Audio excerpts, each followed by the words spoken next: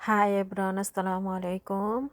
আমি আজকে বাচ্চাদের জন্য চকলেট কেক বানাবো। এখানে আমি একটা বড় সাইজের একটা লার্জ ডিম নিয়ে নিয়েছি। আর এখানে তার সাথে এখানে নিলাম সুগার, 1 কাপ পরিমাণ সুগার দিয়ে দিলাম এখানে।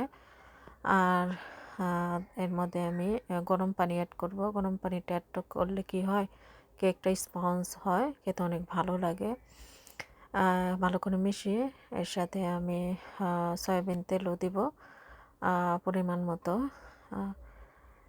এখন আমি তেলটা দিয়ে দিব আমার আন্দাজ অনুযায়ী আমি দিই। আমি যেহেতু কেক মাঝে মধ্যে বানাই, এই জন্য আমার একটা আইডিয়া হয়ে গেছে, এখন আর মেপে দিতে হয় না। যেহেতু চকলেট কেক বানাবো, এখানে কোকো পাউডার 3 টেবিল চামচ আমি কোকো পাউডার দিয়ে দিলাম এখানে। কোকো পাউডার মিক্স করে তারপরে আমি এখানে ময়দা অ্যাড করব।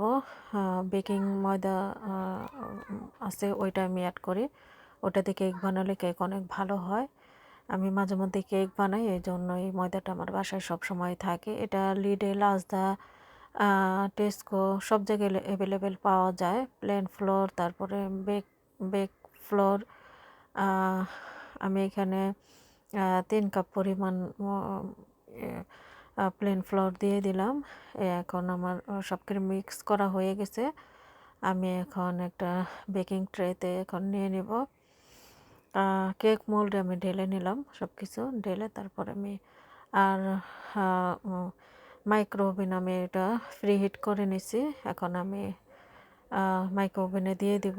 যতক্ষণ টাইম লাগে ততক্ষণ আমি এটা বেক করব। এটা আধা ঘন্টার মধ্যে হয়ে যায়।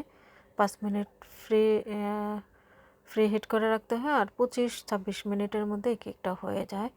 আমি সবসময় এটাতেই কেক বানাই। অনেক সুন্দর কেক, ভালো হয়, পারফেক্ট হয়। এখন আমি চেক করে নেব আমার কেকটার অবস্থা এখন কেমন। কেকটা হয়ে আসছে, বেশি একটা সময় লাগবে না। আমি যেহেতু কেক বানাই, এই জন্য আমার আইডিয়া হয়ে গেছে কেকটা কতক্ষণ সময়ের মধ্যে হবে না হবে। এখন আমি একটা টুথপিক দিয়ে আবার চেক করে নিলাম, দেখলাম যে না, আমার কেকটা বেক হয়ে গেছে।